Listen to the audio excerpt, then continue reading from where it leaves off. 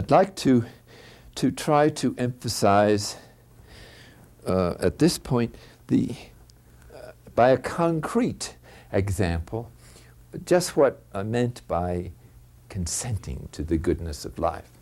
And this is a story about someone that I knew very well, a monk, and he entered the monastery just a little bit later than I did.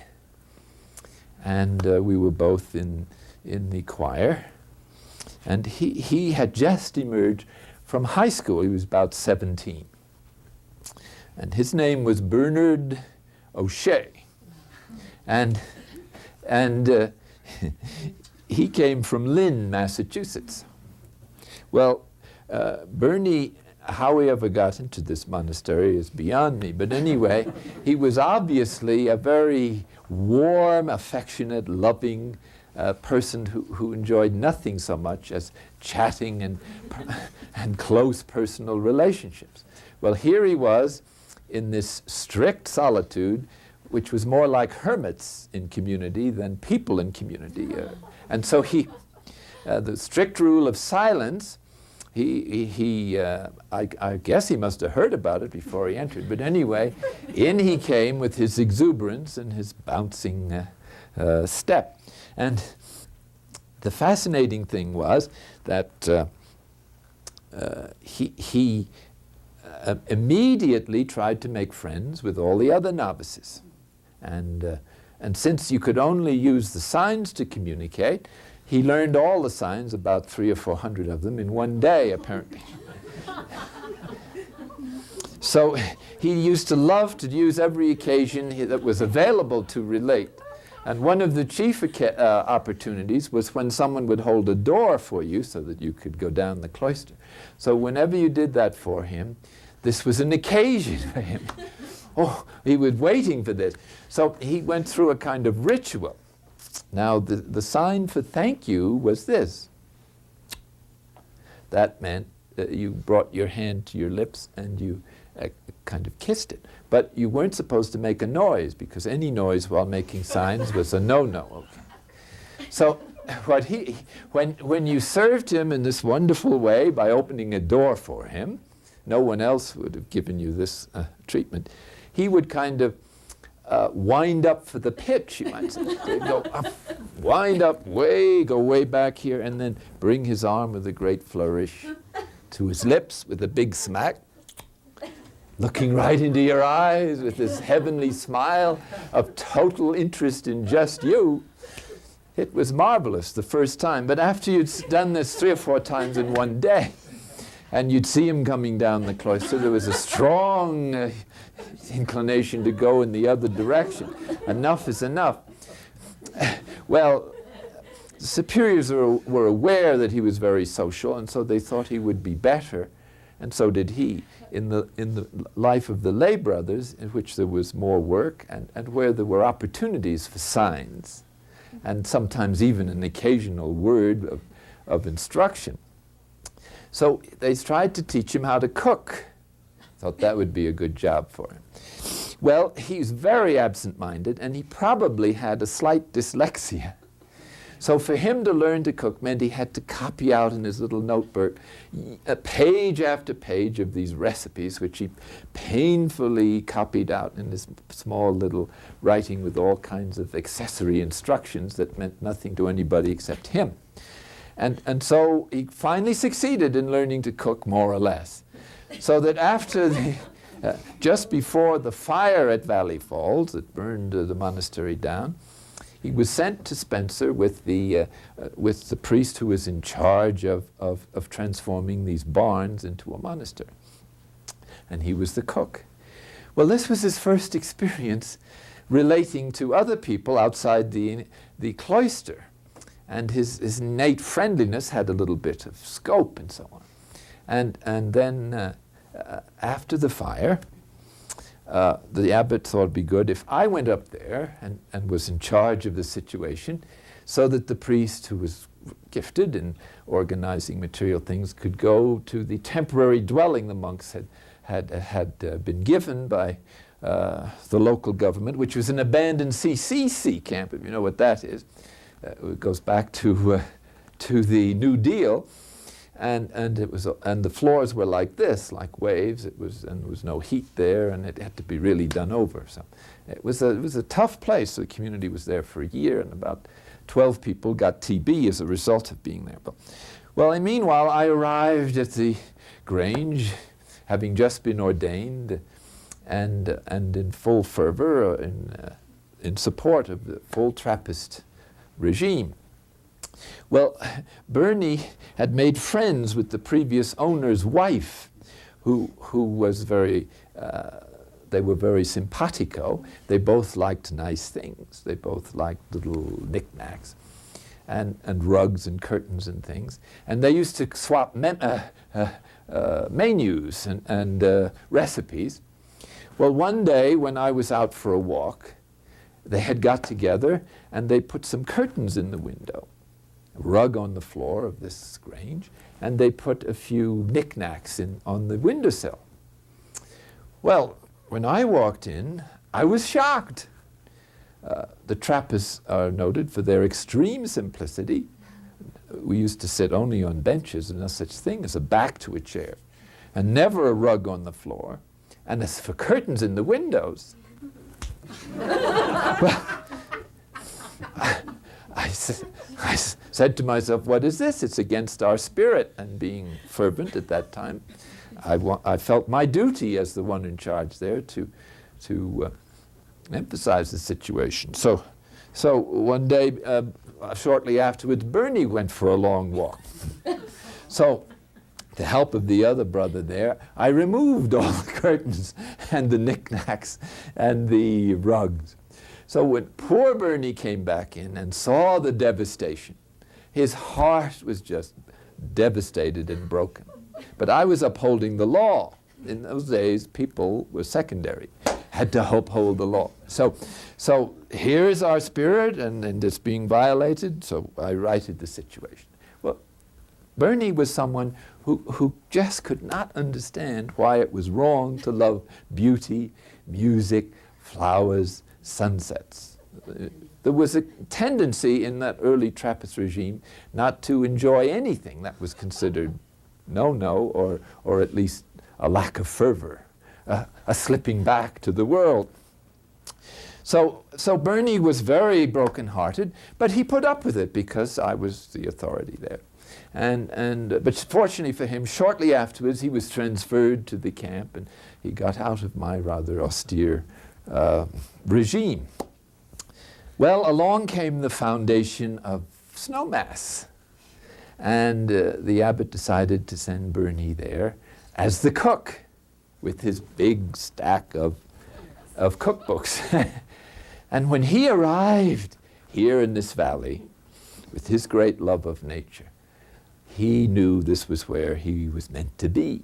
And he just settled in like a hand in a perfect glove. And he just fell in love with the mountains and the clouds and the shadows over the mountains.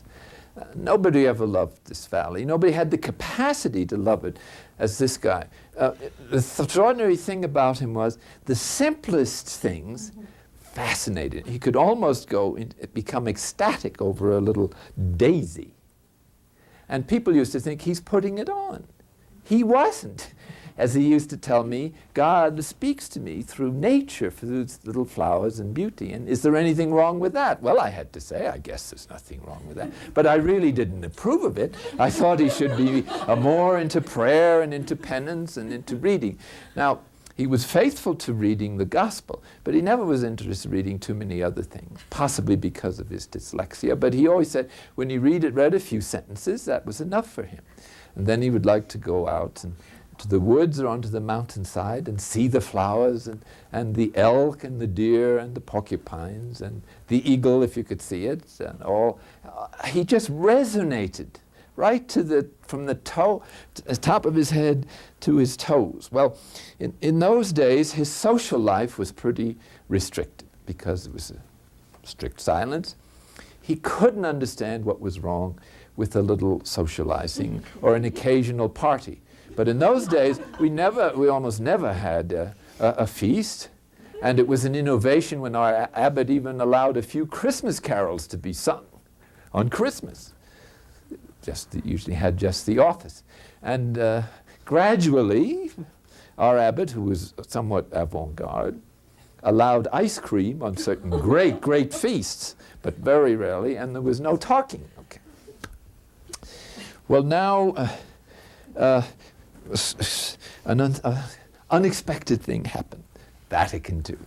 And after Vatican II, the suggestion that religious orders reconsider some of their observances in the light of modern human conditions and in the light of the charism of their founders. So now the abbots started getting together and thinking about change. Well, shortly before that movement began, the abbot of Spencer, after this community had gotten started, conceived the idea of sending me here as the superior. This was in 1958.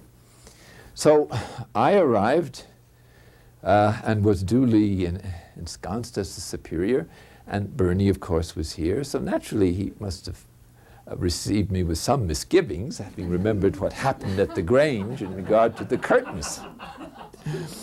And so we got on pretty well.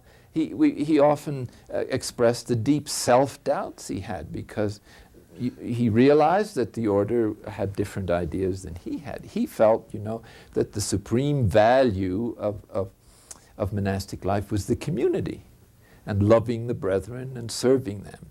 And he couldn't quite understand this business of hermits in community and the value of, well, he approved of solitude, but he didn't think it should be overdone either, that there should be some kind of communication. But he accepted the status quo, and he was the cook.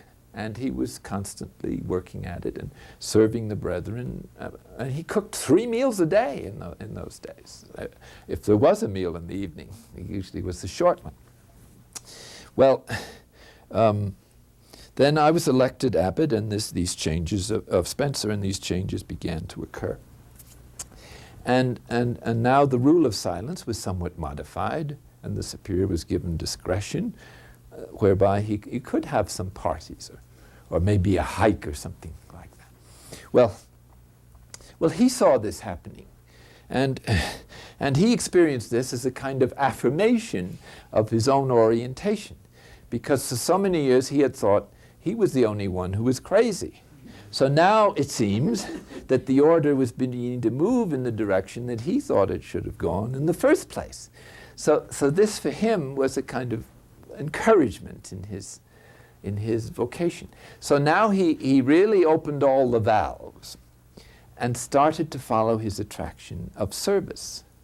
And he developed this into a kind of art. If genius, as someone has said, is the art of taking almost infinite pains, he took infinite pains in regard to fraternal love and charity and service.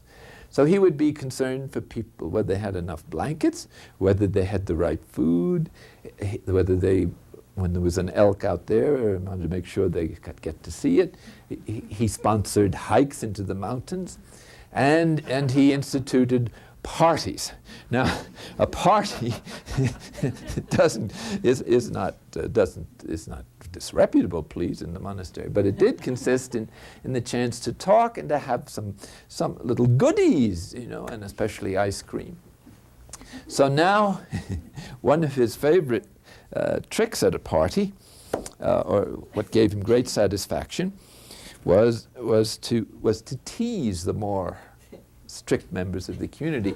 And he would make himself a big bowl, a soup bowl he would take of ice cream with 4 or 5 scoops of chocolate or vanilla ice cream. Then on top of that, he would put some chocolate sauce. On top of that would go a generous portion of whipped cream. And then, of course, the pecans. So then he would sit down in the presence of any number of ascetics, and with great pleasure he would eat this ice cream, smacking his lips and taunting them. He could not understand why, if you were going to have some pleasure, why not enjoy it? he couldn't figure out this monastic superego I spoke of earlier, which whenever you're enjoying something begins to experience guilt feelings from the superego and feels you're being half a monk if you enjoy something. He didn't go for that. But on the other hand, he did go for the community, and the community began to include guests. Now, in a Western community, as you know, the kitchen is the home, is the place where everybody enters. That was his kingdom. And from there, he somewhat ruled the roost. And he was sort of the abbot's right-hand man, whether by choice or by the facts.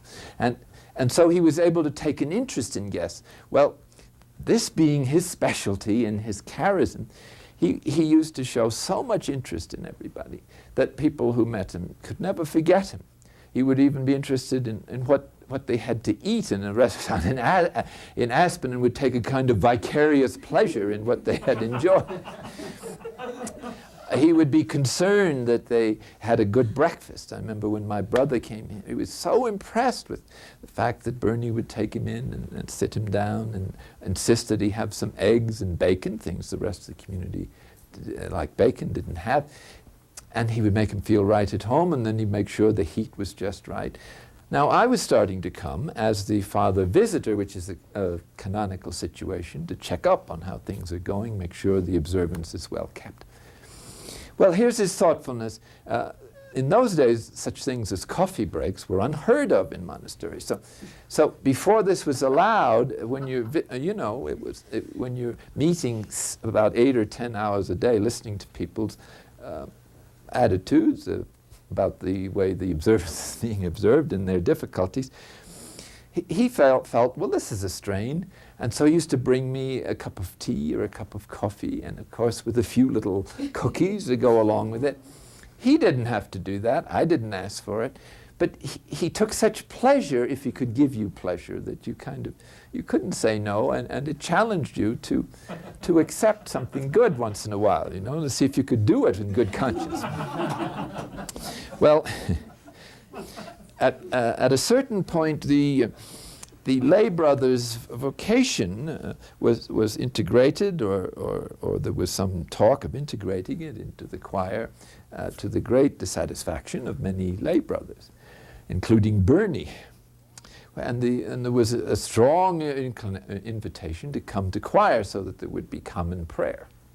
The brothers never used to come to the choir because it was in Latin, and their vocation was to work in the service of the community. Well, that whole concept was kind of changed after Vatican II, perhaps largely because of they were treated as second-class citizens in Europe. Well, in this country, most of them were treated very well, and they ran the temporalities of the monastery, so their attitude was different.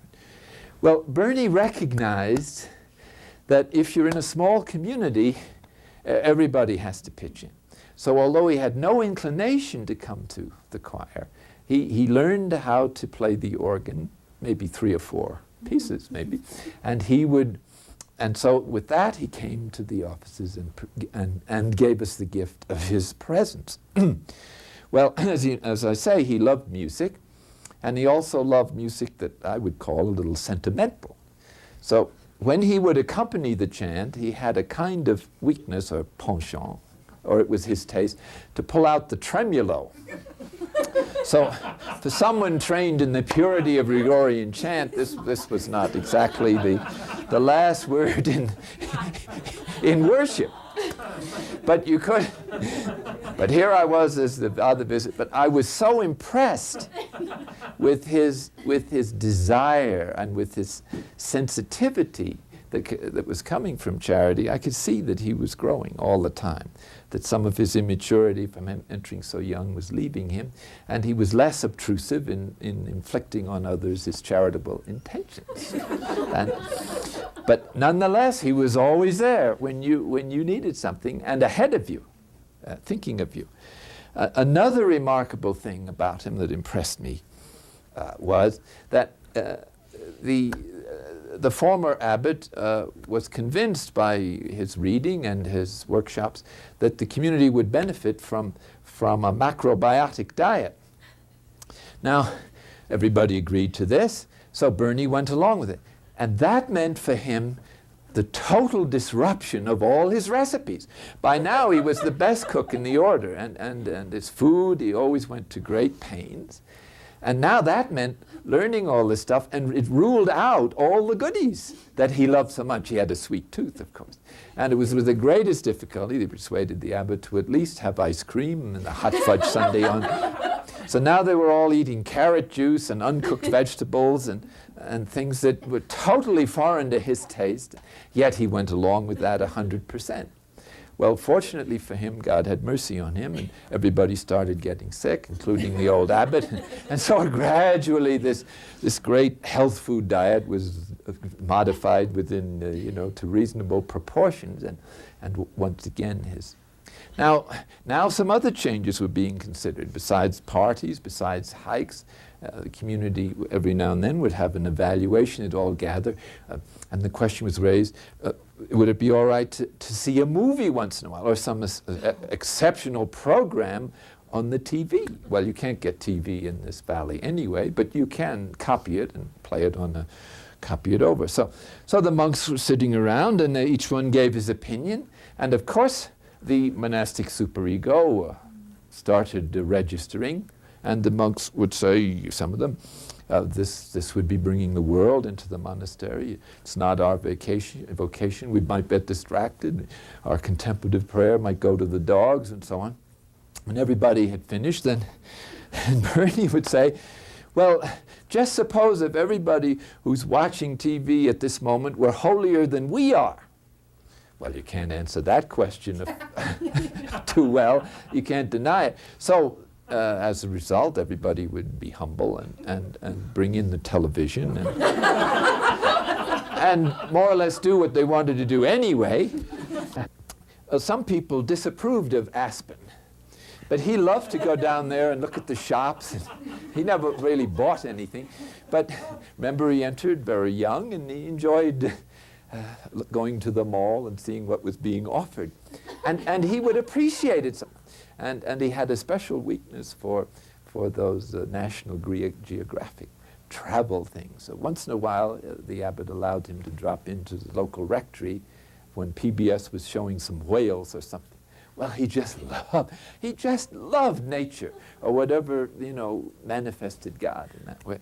And so when people said, well, Aspen is Sin City, Babylon of the West, cocaine capital, and things like that, he would defend it, and he would say, well, I find God in Aspen.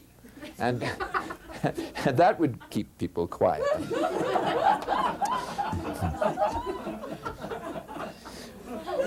Well, now it happened that I resigned as abbot of Spencer, and the community here graciously invited me to come, having been the first superior. So they all agreed that I could come. It was a very nice invitation. So I came, and everybody welcomed me so warmly and charitably. But I could see that his mind was working kind of overtime. And he was thinking, well, gee, this guy has been abbot of a big monastery, and he's been all over the world in the service of the order, been to all the general chapters, and here he's coming to this little community. He must miss all those brothers there. He really needs special attention. So instead of treating me like everybody, he went out of his way to continue to cook eggs for me, or to find out what food I liked or couldn't take. And provided, in addition to all his other activities, which now were getting more expansive. He was an advisor on the decor of the monastery and so on, and his taste had improved a little bit through dialogue. So he was very helpful.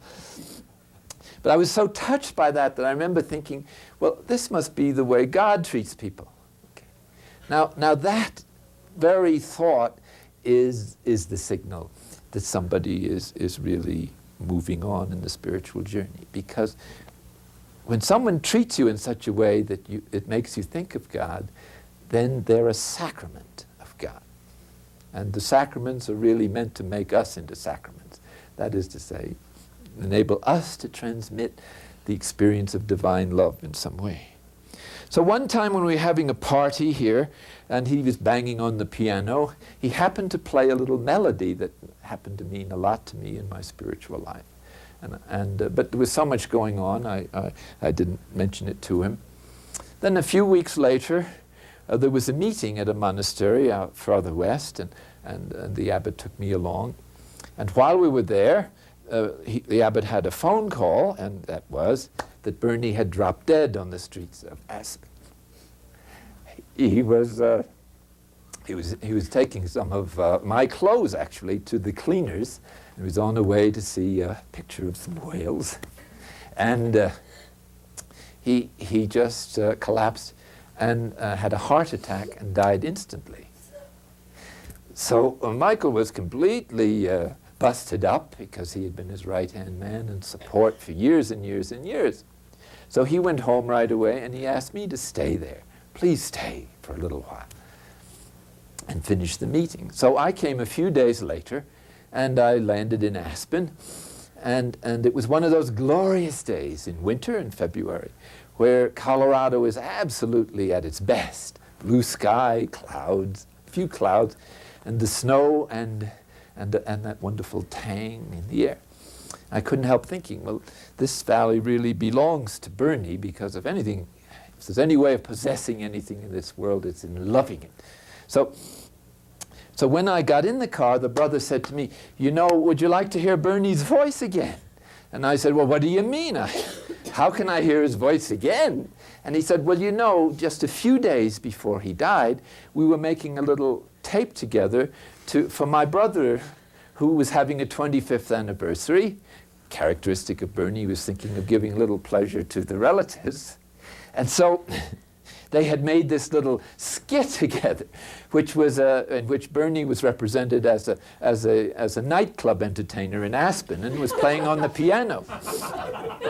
So there was this little dialogue. So I said, by all means. So they had a cassette in the car, and he turned on the cassette.